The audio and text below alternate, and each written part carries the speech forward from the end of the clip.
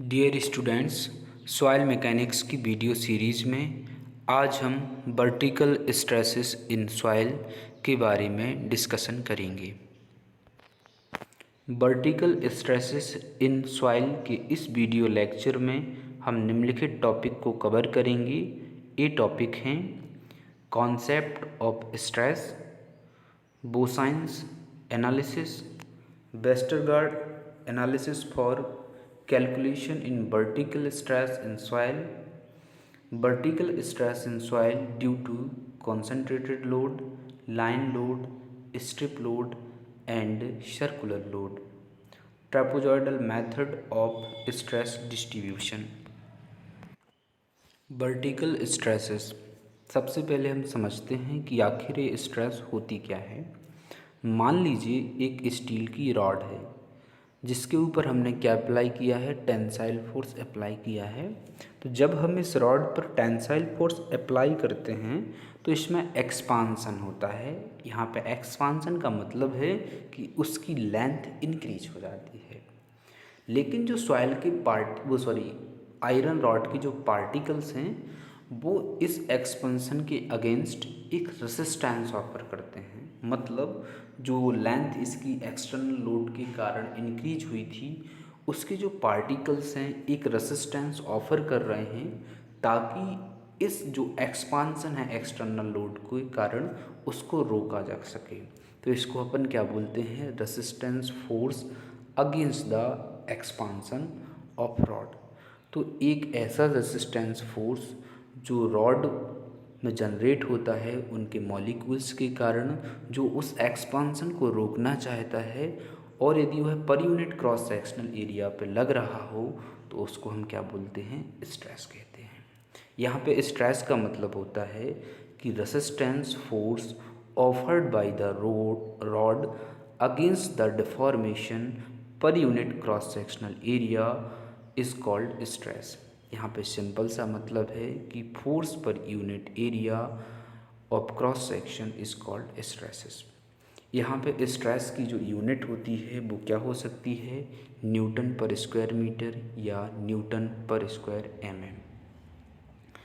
आप अभी फिगर में देख रहे हैं कि मैंने जो रॉड ली है वो हॉरिजॉन्टल रॉड ली है और उस पर एक हॉरिजॉन्टल डायरेक्शन में टेंसाइल फोर्स F अप्लाई किया है। और यदि इस रॉड का क्रॉस सेक्शनल एरिया A हो तो horizontal stress in iron rod sigma बराबर क्या हो जाएगा, F/A। और यहाँ पे F की यूनिट, F चूँकि क्या है, फोर्स को रिप्रेजेंट कर रहा है तो इसकी यूनिट क्या होगी, न्यूटन होगी। और जो एरिया है क्रॉस सेक्शनल एरिया वो या तो mm² में मेज़र किया जाएगा या मीटर स्क्वायर में मेज़र किया जाएगा। तो इस केस में जो स्ट्रेस की यूनिट है वो क्या होगी, न्यूटन पर स्क्वायर मीटर। अब मान लीजिए कि एक कंक्रीट का कॉलम है जिसके ऊपर हमने एक concentrated axial compressive load F apply किया है। तो इस लोड के कारण कॉलम में क्या होगा, कॉम्प्रेशन होगा। और इस कॉम्प्रेशन को कौन रोकेगा, उनके पार्टिकल एक अपोजिट डायरेक्शन में, F की अपोजिट डायरेक्शन में रेसिस्टेंस फोर्स अप्लाई करेंगे या जनरेट करेंगे, जिस वजह से उस कॉलम में किसी प्रकार का कॉम्प्रेशन ना हो या उसकी लेंथ में कमी ना हो। तो इसके कारण उस कॉलम में क्या होगी, एक स्ट्रेस जनरेट होगी जो किसके बराबर हो जाएगी, सिग्मा बराबर F/A। यहाँ पे स्ट्रेस का नेचर कॉम्प्रेसिव होगा और इसकी यूनिट न्यूटन पर स्क्वायर मीटर के बराबर होगी। अब हम यहाँ पे देखते हैं कि इसमें स्ट्रेस का डिस्ट्रीब्यूशन कैसा होता है, कि मतलब हम यदि किसी पर्टिकुलर सेक्शन पर कॉलम की यदि हम स्ट्रेस डायग्राम बनाएं तो वो कैसा रहेगा। इस केस में जो स्ट्रेस डायग्राम कैसा रहेगा, रेक्टेंगुलर शेप का रहेगा। मतलब F फोर्स के कारण हर एक पॉइंट पर, जो कोई भी पॉइंट कंसीडर कर लीजिए आप कॉलम के क्रॉस सेक्शन पर, सिमिलर स्ट्रेस जनरेट होगी। वो किसके बराबर हो जाएगा, सिग्मा बराबर F/A के बराबर होगी। मतलब उसके क्रॉस सेक्शन में जब हमने F लोड अप्लाई किया है तो किसी भी प्रकार के स्ट्रेस में वेरिएशन नहीं आया है। आप किसी भी पॉइंट पर मेजर कर लीजिए स्ट्रेस, वो किसके बराबर होगी, सिग्मा के बराबर होगी। मतलब इसमें स्ट्रेस का डिस्ट्रीब्यूशन है in the cross section of column is uniform. Okay. और चूँकि कॉलम में जो लोड की डायरेक्शन कैसी है, वर्टिकल डायरेक्शन में है या डाउनवर्ड डायरेक्शन में है, इस वजह से भी जो स्ट्रेस क्या होगी वो क्या कहलाएगी, वर्टिकल स्ट्रेस इन कॉलम।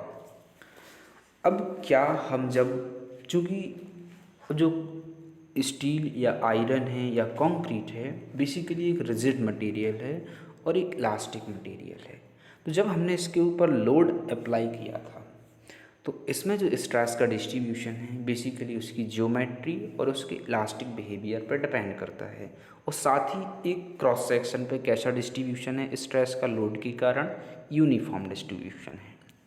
अब हम बात करते हैं सॉइल की। सॉइल का नेचर अलग टाइप का है, मतलब सॉइल ना तो कंक्रीट है और ना ही स्टील की तरह बिहेव करती है। सॉइल एक स्पंजी नेचर की है, मतलब ये जब फॉर्म की तरह बिहेव कर रही है, उसमें कुछ सॉलिड पार्टिकल्स हैं और उनके बीच में वॉइड्स हैं।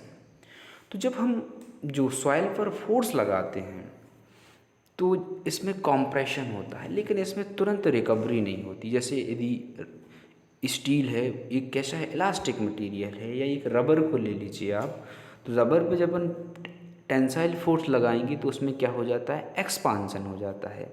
लेकिन जैसे ही फोर्स को रिलीज करते हैं या हटा देते हैं तो उसमें क्विक रिकवरी हो जाती है। मतलब जो रबर है वो अपनी ओरिजिनल शेप साइज में तुरंत आ जाती है जैसे ही हम फोर्स को रिमूव करते हैं।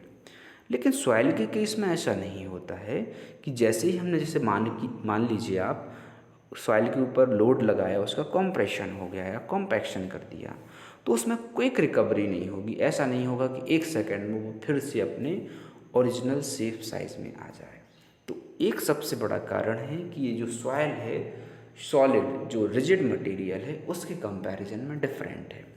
तो क्या जब हम सॉइल पर भी जो लोड अप्लाई करते हैं तो उसके कारण जो स्ट्रेस जनरेट हो रही हैं, जो वर्टिकल स्ट्रेस जनरेट हो रही हैं, वो क्या उनका डिस्ट्रीब्यूशन भी किसी पर्टिकुलर डेप्थ पर यूनिफॉर्म है। जैसे कॉलम है, कॉलम के केस में आप किसी भी सेक्शन पर, चाहे टॉप सेक्शन पर निकाल लीजिए, चाहे बॉटम सेक्शन पर निकाल लीजिए, चाहे इंटरमीडिएट सेक्शन पे स्ट्रेस का डिस्ट्रीब्यूशन निकाल लीजिए, आपको कैसा मिलेगा, जनरली यूनिफॉर्म मिलेगा। लेकिन क्या सॉइल के केस में भी ऐसे ही होता है? सॉइल भी एज अ आयरन और कंक्रीट की तरह बिहेव करती है? नहीं। सॉइल में जब लोड अप्लाई किया जाता है तो उस लोड के कारण जो वर्टिकल स्ट्रेसेस होती हैं वो अलोंग द डेप्थ वेरी करती हैं। अगर हम सॉइल पे हमने मान लीजिए फिगर में जो एक एफ कॉन्सेंट्रेटेड लोड लगाया है, तो इस एफ लोड के कारण जो स्ट्रेसेस होंगी वो पर्टिकुलर डेप्थ पर डिफरेंट होंगी। जैसे 1 मीटर डेप्थ पर अलग हमें वर्टिकल स्ट्रेस मिलेगी इस लोड के कारण, 2 मीटर डेप्थ पर अलग मिलेगी, 3 मीटर डेप्थ पर अलग मिलेगी। इसके साथ ही लैटरल डायरेक्शन में भी स्ट्रेस का वेरिएशन होता है। मतलब जस्ट बिलो द, जैसे एफ के जस्ट नीचे कोई पॉइंट ले लीजिए ओ, तो वहाँ पे अलग स्ट्रेस आएगी, एक्स डायरेक्शन में अलग स्ट्रेस वेरी करेंगी। लेकिन कॉलम के केस में कैसा था, यूनिफॉर्म था।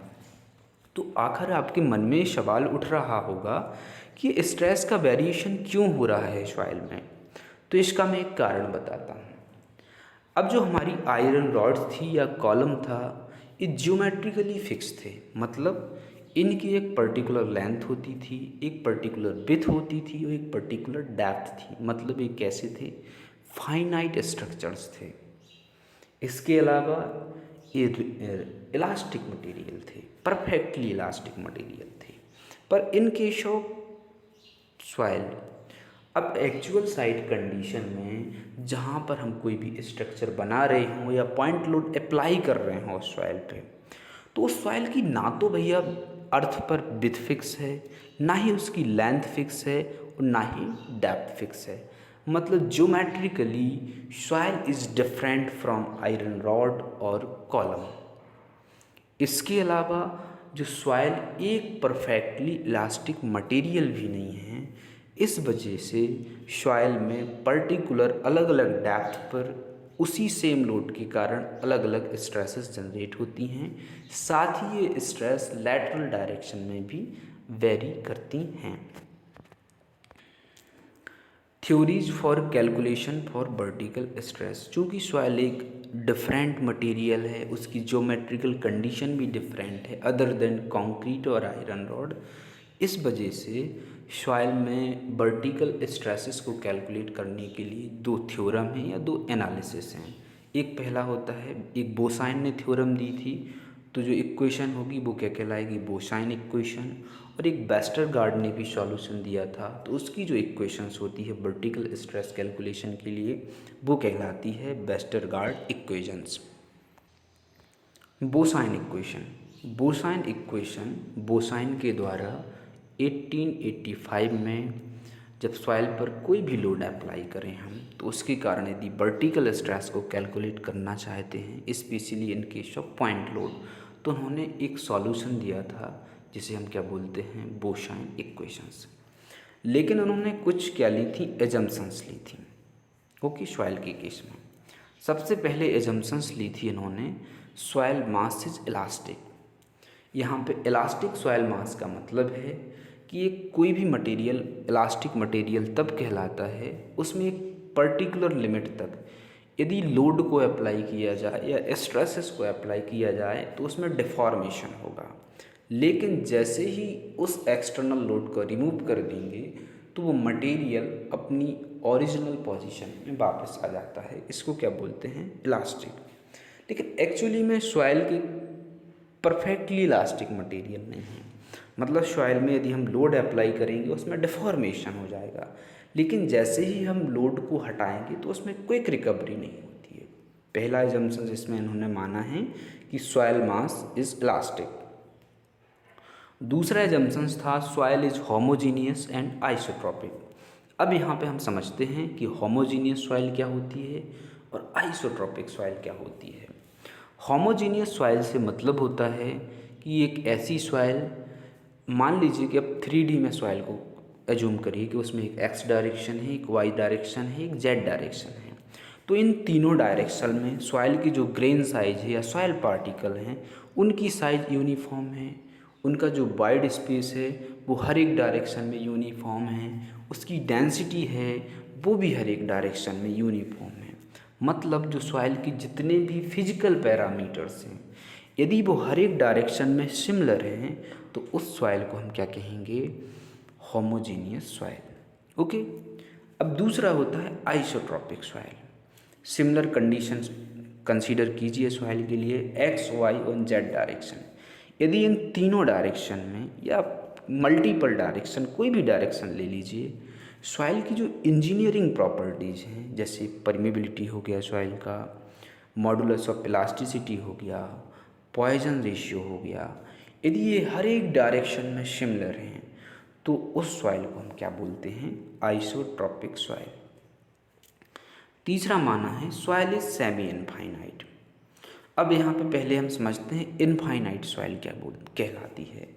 इनफाइनाइट सॉइल से मतलब है कि एक ऐसी सॉइल जिसकी ना तो एक्स डायरेक्शन में डायमेंशन फिक्स हो, ना वाई डायरेक्शन में फिक्स हो, ना जेड डायरेक्शन में। मतलब एक ऐसा सॉइल मास जिसकी ना तो लेंथ फिक्स हो या लेंथ इन्फिनिटी तक जाती हो, विथ इन्फिनिटी तक जाती हो और डेप्थ भी इन्फिनिटी हो, तो उस सॉइल को क्या बोलते हैं, इनफाइनाइट सॉइल।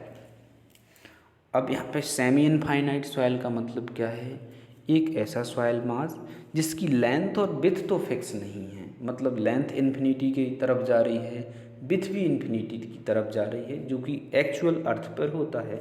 हम किसी भी सॉइल की पर्टिकुलर लेंथ नहीं मेजर कर सकते, पर्टिकुलर डेप्थ नहीं मेजर कर सकते, पर्टिकुलर विथ नहीं मेजर कर सकते। तो सेमी इनफाइनाइट सॉइल से मतलब है कि एक ऐसी सॉइल जिसकी लेंथ इन्फिनिटी हो, विथ इन्फिनिटी हो, लेकिन उसकी डेप्थ क्या हो, फिक्स हो। यहाँ पे सिंपल सा हम एक उदाहरण से समझते हैं। मान लीजिए हमने एक कॉन्सेंट्रेटेड लोड लगाया है, आप एक पर्टिकुलर डेप्थ पर स्ट्रेस को कैलकुलेट करना चाहते हैं, 1 मीटर, 2 मीटर, 3 मीटर, तो यहाँ पे आपने डेप्थ को फिक्स कर दिया, लेकिन ना तो आपने उसकी लेंथ को फिक्स किया है ना ही विथ को। इस वजह से सॉइल कैसी होगी, सेमी इनफाइनाइट सॉइल। चौथा है soil is weightless and unstressed before application of load. इसमें मान लीजिए कि जो सॉइल है उसका वेट को अपन को सॉइल का जो खुद का वेट है उसको अपन को नेग्लिजिबल मानना है, और यह भी मानना है कि जो लोड लगाने से पहले या लोड अप्लाई करने से पहले सॉइल में किसी भी प्रकार की स्ट्रेसेस नहीं थी। अब मान लीजिए कि मैंने किसी ग्राउंड पर एक क्यू पॉइंट लोड या कॉन्सेंट्रेटेड लोड एम पॉइंट पर अप्लाई किया है। ओके, अब ग्राउंड सरफेस पर जो एक्सिस हैं वो एक्स और वाई है, मतलब ये लेंथ और विड्थ को रिप्रेजेंट कर रही हैं, और डेप्थ को कौन सी डायरेक्शन रिप्रेजेंट कर रही है, जेड डायरेक्शन रिप्रेजेंट कर रही है। तो क्यू कंसंट्रेटेड लोड के कारण हम स्ट्रेसेस को कैलकुलेट करना चाहते हैं। अब ये दो कंडीशन में कैलकुलेट कर सकते हैं। पहली कंडीशन है कि एम के जस्ट बिलो एक पॉइंट ओ है, वहाँ पे कैलकुलेट करनी हो, या दूसरी कंडीशन क्या हो सकती हैं, हो सकता अपन ए पॉइंट पे कैलकुलेट करना चाहें, बी पॉइंट पे कैलकुलेट करना चाहें, या सी पॉइंट पे कैलकुलेट करना चाहें। ओके, अब यहाँ पे कुछ ज्योमेट्रिकल कैलकुलेशन इस प्रकार है। मान लीजिए कि एम से ओ तक की डेप्थ क्या है, कैपिटल जेड है, वो सॉरी स्मॉल जेड या कैपिटल जेड जो भी मान लीजिए आप जेड है। ओके, ओ सी बराबर क्या है, एक्स के है, और ओ ए या बी सी बराबर किसकी हो जाएगा, वाई के बराबर हो जाएगा। तो अब आप स्मॉल आर को कैलकुलेट करना चाहते हैं, मतलब सिंपल सा है कि जो बी पॉइंट की पोजीशन डायगोनली आप निकालना चाहते हैं ओ से, तो वो स्मॉल आर किसके बराबर होगा, आप पाइथागोरस थ्योरम से निकाल लेंगे। तो in triangle O C B में क्या हो जाएगा, आर स्क्वायर बराबर हो जाएगा X square plus Y square. इसके अलावा जो कैपिटल आर बेसिकली क्या है, एक थीटा एंगल पर एम पॉइंट से बी पॉइंट तक की पोजीशन है। तो कैपिटल आर जो ऑब्लिक डिस्टेंस है वो आर बराबर होगा ट्राइंगल एम ओ बी के अकॉर्डिंग पाइथागोरस थ्योरम से आर बराबर होगा अंडर रूट जेड स्क्वायर, जहाँ पे ओ एम किसके बराबर है, जेड के बराबर है, तो Z square plus O B का स्क्वायर, तो ओ बी किसके बराबर है, आर स्क्वायर की, स्मॉल आर स्क्वायर की। तो कैपिटल आर स्क्वायर बराबर, आप फिगर को यदि ट्राइंगल एम ओ बी को कंसीडर करेंगे तो कैपिटल आर बराबर है under root Z square plus R square, और हमें स्मॉल आर स्क्वायर की वैल्यू पता है क्या है, X square plus Y square. तो यहाँ पे स्मॉल आर बराबर क्या हो जाएगा, under root X square plus Y square plus Z square. As per Boussinesq analysis किसी पर्टिकुलर जेड डेप्थ पर क्या वर्टिकल स्ट्रेसेस आएंगी, उसके लिए उन्होंने एक फार्मूला दिया था, सिग्मा जेड बराबर है K B into Q upon Z square, जहाँ पे के बी क्या है, बोसाइंस इन्फ्लुएंस फैक्टर, जो बराबर होता है के बी बराबर होता है 3/2 pi bracket 1/1 plus r by z का whole square bracket close whole to the power 5/2। अब यहाँ पे आप यदि इस इक्वेशंस को ध्यान से देखें तो यहाँ पे जो स्ट्रेस होती हैं सिग्मा जेड वो तीन चीज़ों पर डिपेंड करती हैं। पहला Boussinesq influence factor, magnitude of concentrated load, and जो डेप्थ है उसके स्क्वायर के इन्वर्सली प्रोपोर्शनल होती हैं। ओके, तो अलग अलग आर बाई जेड रेशियो के लिए वैल्यू ऑफ के को मैंने टेबल में शो किया गया है, जो निम्नानुसार है, 0 पे अलग है, 1 पे अलग है, 2 पे, 3 पे और 10 तक का मैंने दिया हुआ है, या आप उस फॉर्मूले से भी डायरेक्ट कैलकुलेट कर सकते हैं। अब कुछ की पॉइंट्स हैं, मतलब जो बोसाइन इक्वेशन थी सिग्मा जेड बराबर K B into Q upon Z square, तो इसके कुछ की पॉइंट्स निम्नानुसार हैं। सबसे पहला की पॉइंट्स है कि इस इक्वेशन में आप जो सिग्मा जेड बराबर है K B into Q upon Z square, इसमें ना तो कहीं पर मॉडुलस ऑफ इलास्टिसिटी ई या पॉइजन रेशियो म्यू का जिक्र कहीं पर भी नहीं आया है। तो इसका मतलब सिंपल सा यह है कि बोसाइन इक्वेशन के अनुसार या बोसाइन एनालिसिस के अनुसार जो सॉइल में जो वर्टिकल स्ट्रेस होती है ड्यू टू कॉन्सेंट्रेटेड लोड या एक्सटर्नल लोड, वो सॉइल की मटेरियल प्रॉपर्टीज़ पर डिपेंड नहीं करती हैं, ना तो वो ई पे डिपेंड करती हैं और ना ही म्यू पे डिपेंड करती हैं। दूसरा इम्पॉर्टेंट की पॉइंट क्या है, यदि आर बाई जेड की वैल्यू क्या हो, जीरो हो। यहाँ पे सिंपल सा आर बाई जेड से मतलब हो कि यदि हमें एम पॉइंट पर हमने क्यू लोड अप्लाई किया हो और ओ पॉइंट पे अपन को स्ट्रेस निकालना हो जो just below eight depth Z पर हो, मतलब इस केस में आर की वैल्यू क्या है, जीरो है। तो आर की वैल्यू जीरो है तो आर बाई जेड भी जीरो हो जाएगा। तो इस केस में जो सिग्मा जेड बराबर क्या हो जाएगा, सिग्मा जेड बराबर हो जाएगा 0.4775 क्यू अपॉन जेड स्क्वायर, क्योंकि जब आर बाई जेड की वैल्यू जीरो है तो के बी की वैल्यू क्या थी, 0.4775। तीसरा इम्पोर्टेंट फैक्टर क्या है कि यदि हम आर बाई जेड की वैल्यू इंक्रीज करते हैं, मतलब हम जो स्ट्रेस का कैलकुलेशन करना चाहते हैं वो अदर देन ओ पॉइंट, मतलब लेटरल डायरेक्शन में वर्टिकल स्ट्रेस निकालना चाहते हैं, इसको अपन इस फिगर से समझते हैं कि अपन ने क्या लगाया था, एम पॉइंट पर लोड लगाया, यदि ओ पर लगाएंगे तो आर बाई जेड क्या हो जाएगा, जीरो हो जाएगा। लेकिन यदि अब अपन स्ट्रेस बी पॉइंट पर कैलकुलेट करना चाहते हैं जो फिगर में दिया गया है, तो बी पॉइंट की पोजीशन अलग अलग होगी, अलग अलग आर और जेड के रेशियो पर डिपेंड करेगी। ठीक है, आर बाई जेड 1 है तो अलग होगी, आर बाई जेड 5 है तो अलग होगी, आर बाई जेड 10 हो तो अलग होगी।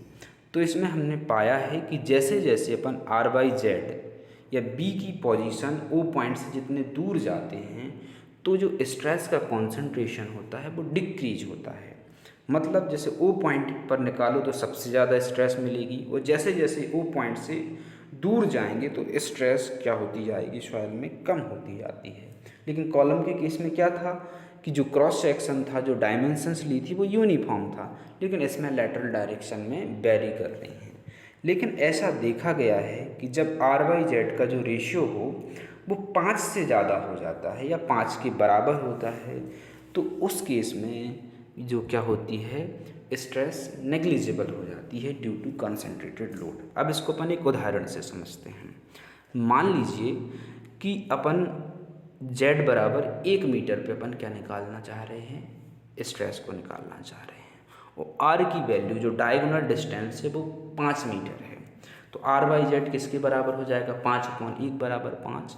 तो इस केस में स्ट्रेस नेग्लिजिबल हो जाएगी, कोई इफेक्ट ही नहीं रहेगा उसका, कहाँ पे, 5 मीटर की डिस्टेंस पे। मतलब यदि 1 मीटर की डेप्थ हो और 5 मीटर की रेडियस के बाहर यदि अपन सॉइल कंसीडर करें तो किसी भी प्रकार की उस कॉन्सेंट्रेटेड लोड के कारण उसमें स्ट्रेस नहीं आएगी या नेग्लिजिबल आएगी। अब जो बोसाइन इक्वेशंस के कारण जो रिजल्ट प्राप्त होता है वो जनरली किससे ज़्यादा रहता है, एक्चुअल कंडीशन में से। एक्चुअली में अब अपन ने बहुत सारी एजम्पशंस लेके स्ट्रेस को कैलकुलेट किया है बोसाइन सॉल्यूशन के द्वारा, लेकिन एक्चुअली में सॉइल वैसी तो है नहीं है। तो जो जो बोसाइन इक्वेशन के कारण जो वर्टिकल स्ट्रेस होती हैं उनकी वैल्यू हायर रहती है किसमें, एक्चुअल स्ट्रेस इसके कंपैरिजन में। तो यह एक सेफर सॉल्यूशन है। मतलब यदि जैसे हमने मान लो 100 किलो न्यूटन का लोड लगाया और उसके कारण बोसाइन इक्वेशन से अपन ने किसी पर्टिकुलर जेड डेप्थ पर कैलकुलेट किया स्ट्रेस सिग्मा जेड, तो वो आया 10 न्यूटन पर स्क्वायर मीटर। लेकिन हो सकता हो कि एक्चुअल कंडीशन में 9 न्यूटन पर स्क्वायर मीटर ही क्या आ रहा हो, स्ट्रेस आ रहा हो। तो बोसाइन के कारण जो रिजल्ट होता है वो शेफर होता है या हायर होता है। अब है वेस्टरगार्ड सॉल्यूशन या analysis for vertical stress calculation in soil.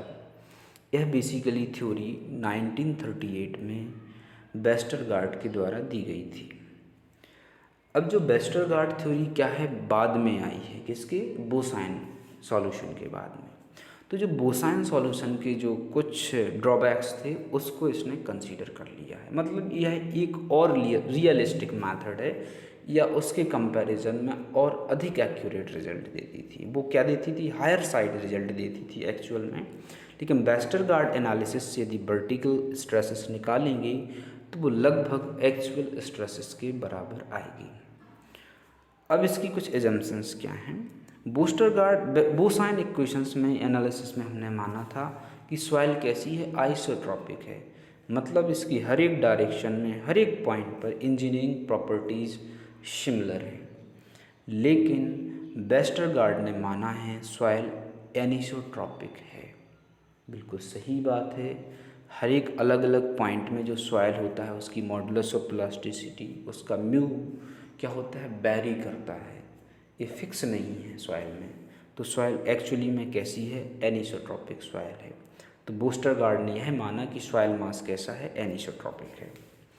दूसरा, इसने यह एज्यूम किया है कि जो सॉइल है वो एक पतली पतली छोटी छोटी लेयर से मिलकर बना है, लेकिन उसने कैसा माना था, होमोजीनियस है, मतलब वो लेयर से नहीं बना है, कॉन्सोलिडेटेड, जैसा लोहा होता है जो स्ट्रक्चर है कि मतलब विदाउट लेयर मानते हैं उसका स्ट्रक्चर, इसी तरीके से बोसाइन ने माना था सिमिलर आयरन के, लेकिन इसने ऐसा नहीं माना। इसने माना है कि सॉइल छोटी छोटी पतली पतली लेयर से मिलकर बनी है, और ये वास्तव में होता भी है कि सॉइल की एक पहली लेयर जमती है, फिर उसके ऊपर दूसरी लेयर जमती है, फिर तीसरी लेयर जमती है, इसी तरीके से सॉइल का फॉर्मेशन होता है।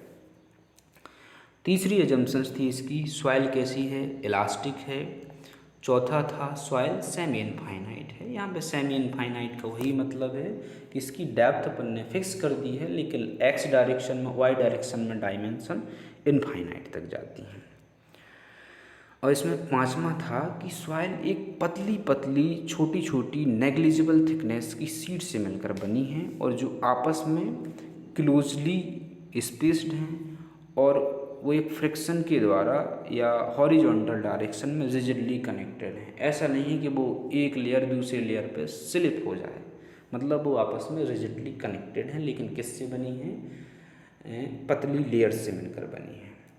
और इन्होंने यह माना था कि जब अपन लोड अप्लाई करेंगे तो इसमें केवल वर्टिकल डायरेक्शन में डिस्प्लेसमेंट होगा या सेटलमेंट होगा, लैटरल डायरेक्शन यानी एक्स और वाई डायरेक्शन में किसी भी प्रकार का स्ट्रेन जनरेट नहीं होगा।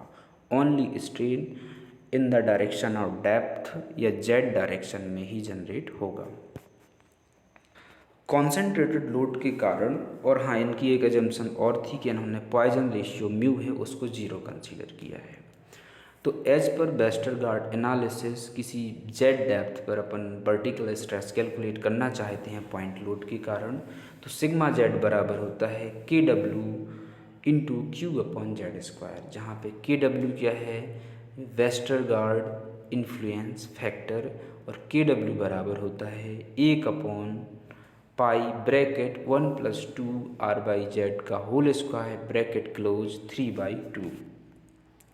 अब यहाँ पर डिफरेंट आर बाई जेड के लिए जो गलत लिख दिया है मैंने, एक्चुअली आर बाई जेड की वैल्यू होगी 0, 1, 2, 3, और के डब्ल्यू की होगी 0.318, 0.0613, तो उसको आप करेक्ट कर लेना, ये वैल्यू दी हुई हैं।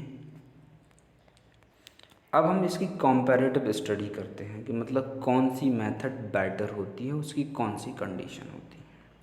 यदि हमारा आर बाई जेड की वैल्यू 1.5 के बराबर हो, मतलब यदि हमारी 1 मीटर डेप्थ हो और 1.5 मीटर रेडियल डिस्टेंस हो, तो इस केस में दोनों सॉल्यूशन से एग्जैक्ट सिमिलर रिजल्ट प्राप्त होता है। वही रिजल्ट किससे आएगा, वेस्टरगार्ड एनालिसिस से आएगा, वही बोसाइन से आएगा।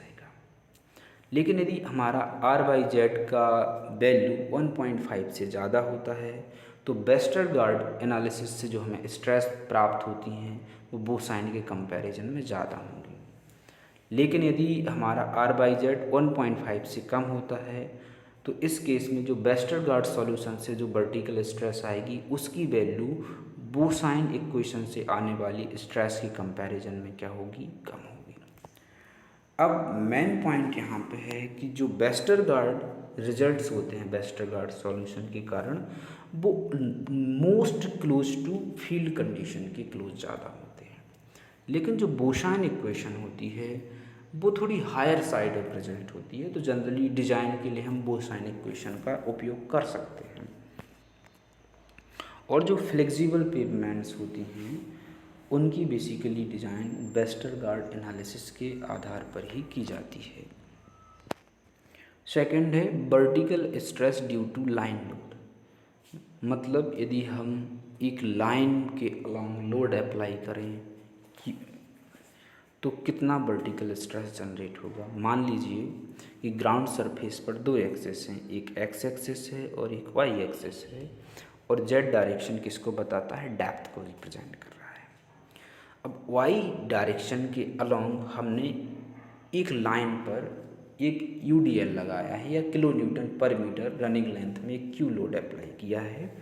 तो इस लोड के कारण कि कोई पॉइंट पी है जिसके ऑर्डिनेट एक्स वाई जेड हैं, तो कितना स्ट्रेस जनरेट होगा इसको अपन कैलकुलेट करना चाहते हैं।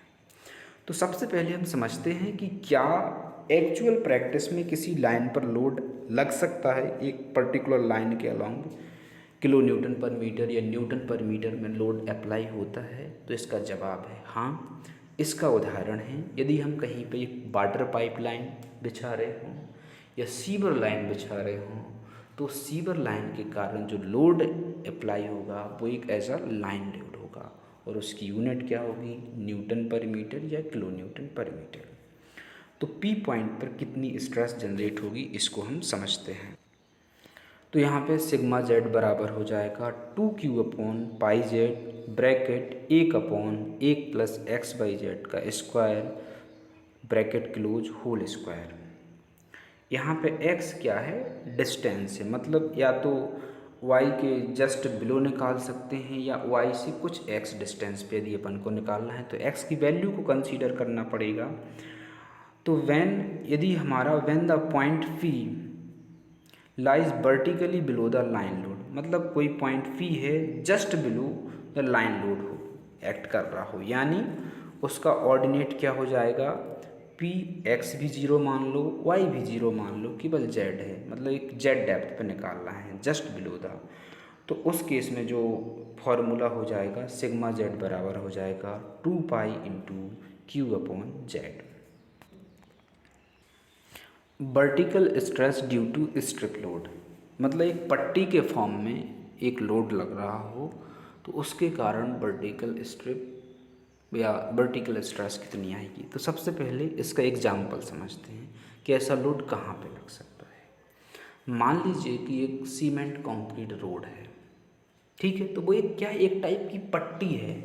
तो ये अपने सेल्फ वेट के कारण ग्राउंड की जो सॉइल है उस पर एक लोड अप्लाई करेगी जिसे हम क्या बोलेंगे, स्ट्रिप लोड। स्ट्रिप लोड के केस में क्या रहता है कि इसकी विड्थ तो फिक्स रहती है लेकिन लेंथ फिक्स नहीं रहती है, इसको क्या बोलते हैं अपन, स्ट्रिप लोड। तो इसके दो केस हो सकते हैं कि जब जो पॉइंट P है जिस पे अपन को सिग्मा जेड कैलकुलेट करना हो वो just below the centre of strip हो। मान लीजिए कि वो स्ट्रिप लोड की विड्थ 2b है, ओके, तो इसका सेंटर पॉइंट x डिस्टेंस पर है और P पॉइंट पर अपन को जस्ट बिलो द सेंटर की जो P पॉइंट है एक जेड डेप्थ पर, उस पर अपन को स्ट्रेस को कैलकुलेट करना है। तो इस केस में सिग्मा जेड बराबर हो जाएगा q upon pi bracket 2 theta plus sine 2 theta, जहाँ पे q क्या हो जाएगा, लोड इन किलो न्यूटन पर स्क्वायर मीटर, और थीटा क्या है, एंगल है जो आप निकाल सकते हैं एक ट्राइंगल, जो आपको ट्राइंगल की हेल्प से, ओके, थीटा भी दिया है आपको, एक्स भी दिया है, जेड भी दिया है, तो आप ये डायगोनल निकाल सकते हैं। तो इसके बेसिस पे आप साइन 2 थीटा की वैल्यू भी निकाल सकते हैं और थीटा की वैल्यू भी निकाल सकते हैं, ओके। केस सेकंड होता है कि जब जो पी पॉइंट है not below the centre of strip. अब उस केस में जो सेंटर ऑफ स्ट्रिप था उसके जस्ट बिलो था पी पॉइंट, लेकिन यहाँ पे नहीं है, तो इसको अपन समझते हैं। उसकी विड्थ क्या है, 2b है, एक ग्राउंड पे O पॉइंट है, उसके जस्ट बिलो क्या है, P पॉइंट स्थित है जेड डेप्थ पर, उस पर अपन को वर्टिकल स्ट्रेस को निकालना है। तो अब जो एक्सटर्नल लाइन है लोड की, मतलब जो सबसे बाहर वाली लाइन है और सबसे जो बाहरी लाइन से उनको P पॉइंट से मिलाई है, तो उनके बीच में जो एंगल बनेगा वो क्या है, 2 थीटा है। जो इनर लाइन जो एंगल बना रही है, मतलब जो OP लाइन से जो इनर एज है वो एंगल बना रही है वो बीटा 1 है। OP लाइन से इसकी सेंट्रल लाइन बीटा एंगल बना रही है और इसका जो टोटल एंगल है OP लाइन के लिए बाहरी लाइन का वो बीटा जेड है या बीटा 2 भी मान सकते हैं, बीटा 2 है, सॉरी क्या है, बीटा 2। तो इस केस में सिग्मा जेड बराबर होगा q upon pi bracket 2 theta plus sine 2 theta into cos 2 phi. अब आपके मन में ये सवाल हो रहा होगा कि हमारे यहाँ पे फाई तो मैंने कहीं बताया नहीं है, तो यहाँ पे 2 फाई बराबर हो जाएगा बीटा 1 प्लस बीटा 2। मतलब बीटा 1 ओपी इंटरनल एज के साथ क्या एंगल बना रही है और बीटा 2 क्या है, angle between OP and outer as. Okay, यदि बीटा यानी 0 हो, यानी कोई एज के साथ कोई एंगल नहीं ना हो, जस्ट बिलो जो पी पॉइंट है सेंटर ऑफ स्ट्रेप हो, तो इस केस में वह सिमिलर फार्मूला बन जाएगा सिग्मा जेड बराबर Q upon pi 2 theta plus sine 2 theta. मतलब यहाँ पे बीटा की वैल्यू क्या रख देना है, 0, या फाई की वैल्यू 0 रख देना है। ओके, अब है vertical stress under circular area. सबसे पहला इसका उदाहरण कहाँ पे हो सकता है। मान लीजिए कि एक सरफेस वाटर टैंक या टंकी है जो सर्कुलर नेचर की है, सर्कुलर शेप है, उसमें पानी भरा है, तो वो ग्राउंड पर कितना लोड अप्लाई करेगी, उसके कारण किसी पर्टिकुलर डेप्थ पर क्या स्ट्रेस आएगी, वो केस क्या कहलाएगा, vertical stress under circular area. मान लीजिए उस सर्कुलर जो लोड है Q किलो न्यूटन पर स्क्वायर मीटर में, उसकी रेडियस R है, एक जेड डेप्थ पर अपन को स्ट्रेस को कैलकुलेट करना है। तो जो एपेक्स पर इसकी आउटर एजेस के द्वारा एंगल बन रहा है वो क्या है, थीटा है।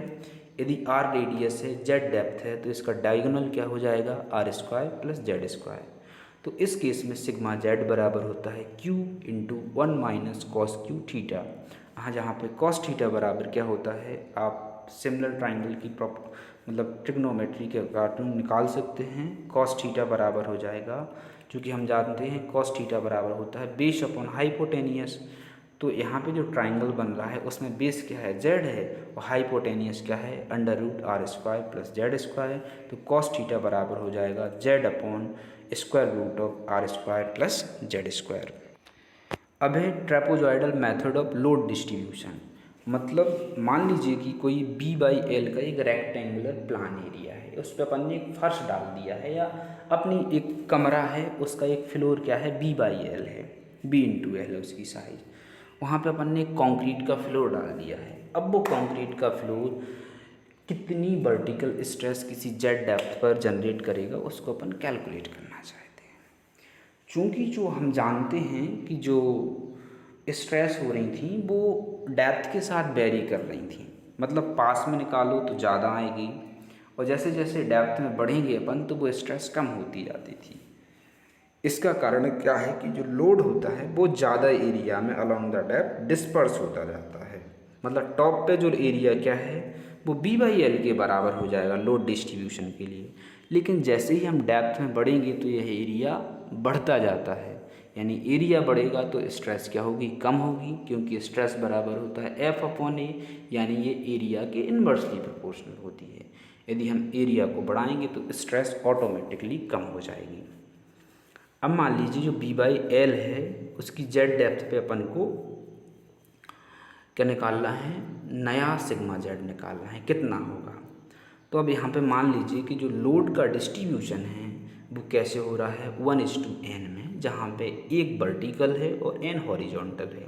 यहाँ पे सिंपल सा मतलब है कि यदि अपन एक यूनिट क्या चलेंगे, वर्टिकल डायरेक्शन में चलेंगे, तो n टाइम्स क्या बढ़ जाएगा, वो z डायरेक्शन में बढ़ जाएगा। मतलब यदि 1 मीटर चल रहे अपन वर्टिकल में, तो हॉरिजॉन्टल कितना जाना पड़ेगा, n जाना पड़ेगा।